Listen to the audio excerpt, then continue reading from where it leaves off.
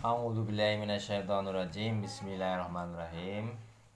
Assalamualaikum warahmatullahi wabarakatuh. Allahumma sholli ala sayyidina Muhammad wa ala ali sayyidina Muhammad.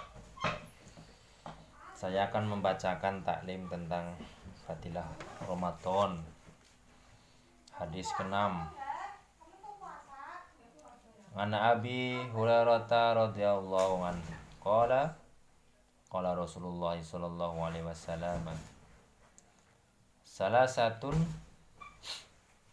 la turaddu da'watuhum as-shaimu hatta yuftira wal imamul adilu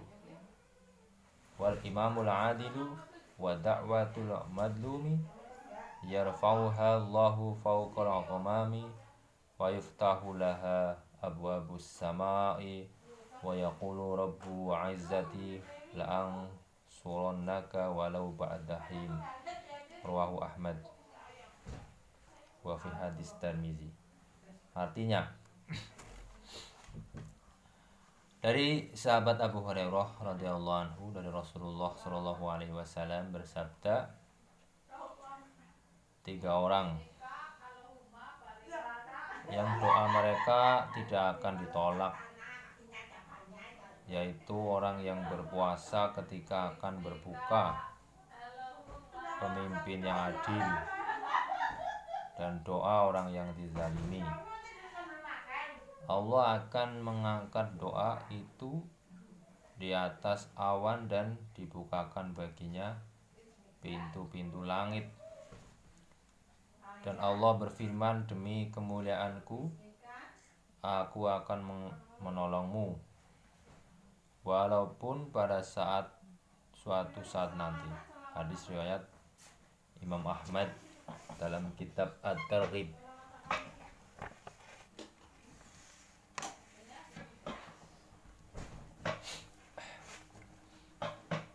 Faidah, dalam kitab Durul Mansur diriwayatkan dari Aisyah radhiyallahu anha bahwa apabila bulan Ramadan tiba, raut wajah Rasulullah sallallahu alaihi wasallam berubah. Beliau lebih memperbanyak jumlah rakaat sholatnya, yaitu sholat sunnah, dan berdoa dengan lebih tawadu, dengan rasa takut yang lebih besar kepada Allah. Menurut riwayat lain, beliau tidak pernah berbaring di tempat tidurnya hingga habis bulan Ramadan. Hadis lain menyebutkan bahwa pada bulan Ramadan, para malaikat pemegang arsy diperintah oleh Allah, tinggalkanlah ibadah kalian, aminilah doa orang yang berpuasa.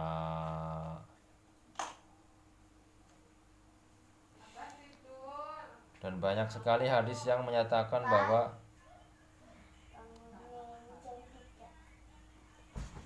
insyaallah doa orang yang berpuasa akan dikabulkan, yang tidak dapat kita ingkar. Ya.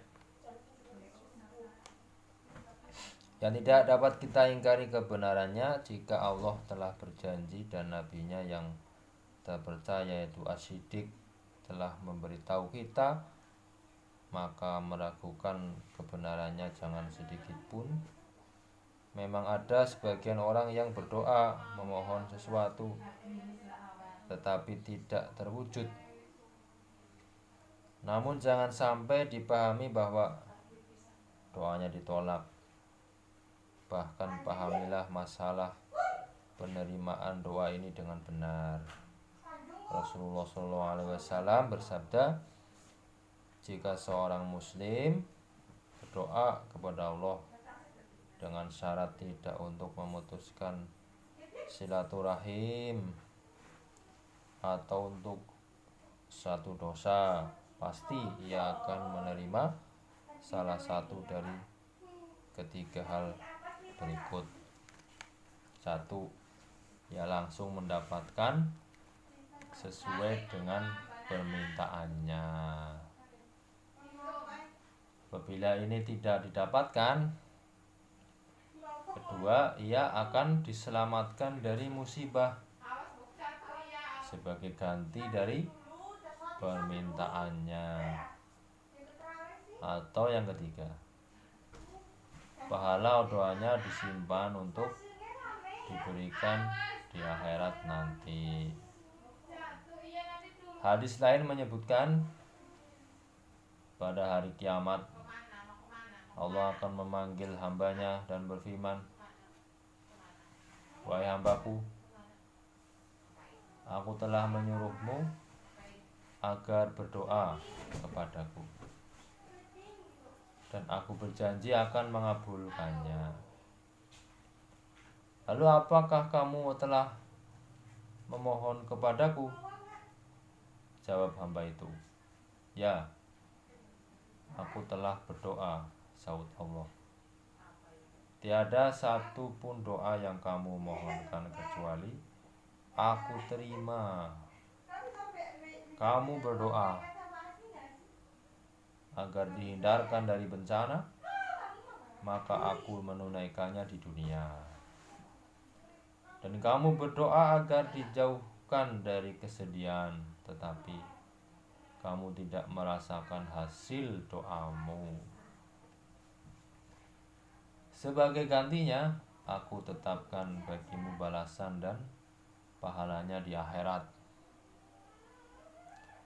Rasulullah SAW bersabda bahwa orang itu akan diingatkan lagi tentang doa-doanya dan akan diperlihatkan doa-doa yang telah dikabulkan di dunia atau pahala yang telah disimpan di akhirat.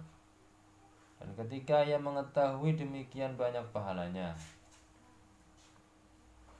maka ia berangan-angan seandainya tidak ada satupun doanya yang dikabulkan di dunia, sehingga ia dapat menerima pahala seluruhnya di akhirat.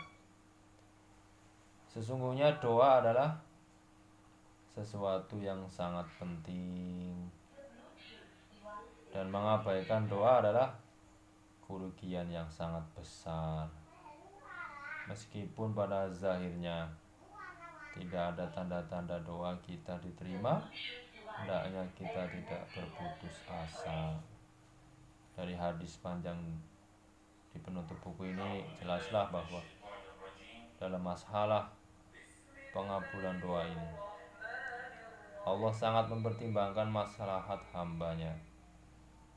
Jika dalam apa yang kita minta itu ada kebaikannya, maka Allah akan mengabulkannya. Jika tidak, Allah tidak akan mengabulkannya. Doa yang tidak dikabulkan ini pun merupakan karunia Allah, karena kita sering meminta sesuatu yang tidak sesuai dengan keadaan kita karena ketidakpahaman kita. Ada suatu hal yang penting lainnya, bahwa banyak laki-laki atau wanita yang terkena penyakit, yaitu suka mendoakan keburukan bagi anak-anaknya.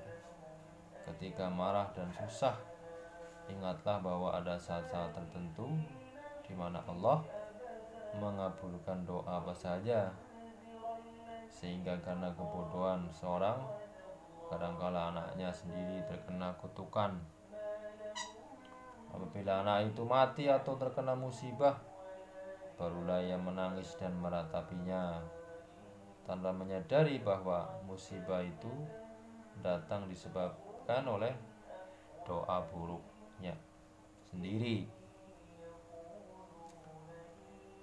Nabi Muhammad SAW bersabda, "Janganlah mengutuk diri sendiri, anak-anak, harta benda, dan pembantu, karena ada satu saat di mana setiap doa dikabulkan, terutama pada bulan Ramadan yang penuh dengan waktu-waktu mustajab. Maka berhati-hatilah dengan lisan kita pada bulan Ramadan ini." Dari Umar radhiyallahu anhu, Rasulullah SAW bersabda, "Barang siapa mengingat Allah pada bulan Ramadan, maka akan diampuni dosanya, dan barang siapa meminta karunia Allah, maka tidak akan ditolak. Di dalam kitab At-Targhib, Ibnu Mas'ud radhiyallahu anhu meriwayatkan bahwa setiap malam bulan Ramadan seorang penyeru dari langit berseru, "Wahai pencari kebaikan, mendekatlah dan tingkatkanlah amal solehmu.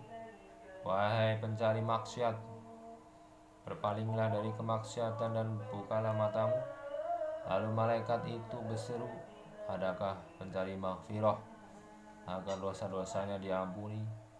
Adakah orang yang bertaubat agar taubatnya diterima? Adakah yang berdoa agar doanya diterima? Adakah yang meminta agar keinginannya dipenuhi?" Akhirnya hendaknya dipahami oleh hati bahwa ada syarat-syarat agar doa kita diterima oleh Allah. Apabila persyaratan itu tidak terpenuhi, biasanya doa itu akan tertolak. Di antara penyebab doa tertolak adalah makanan yang haram. Rasulullah SAW bersabda, banyak orang dalam kesulitan mereka mengangkat tangannya ke langit, mereka berdoa dan menangis, "Ya Rab, ya Rab," tetapi makanannya haram, minumannya haram, pakaiannya haram. Maka dalam keadaan seperti itu bagaimana mungkin doanya akan diterima? Para ahli sejarah menulis bahwa di Kufah ada sekelompok orang yang doanya selalu dikabulkan. Apabila ada penguasa yang zalim, penguasa mereka akan mendoakan keburukan untuk penguasa itu sehingga si penguasa itu binasa. Ketika Hajjaj berkuasa dan berbuat zalim di sana, ia mengundang sekelompok tersebut dalam jamuan makan. Selesai makan, Hajjaj berkata, "Sekarang aku telah terlindung dari doa-doa buruk mereka, karena makanan haram telah memasuki perut mereka." Masalah ini patut menjadi pelajaran bagi kita. Sekarang ini rezeki yang halal mesti mendapat perhatian khusus, karena saat ini sedang berlangsung suatu usaha agar riba dirubah menjadi halal. Para pegawai menganggap suap menyuap sebagai kebaikan, juga para pedagang menganggap tipu menipu dalam berdagang adalah biasa. Demikianlah, wassalamualaikum warahmatullahi wabarakatuh.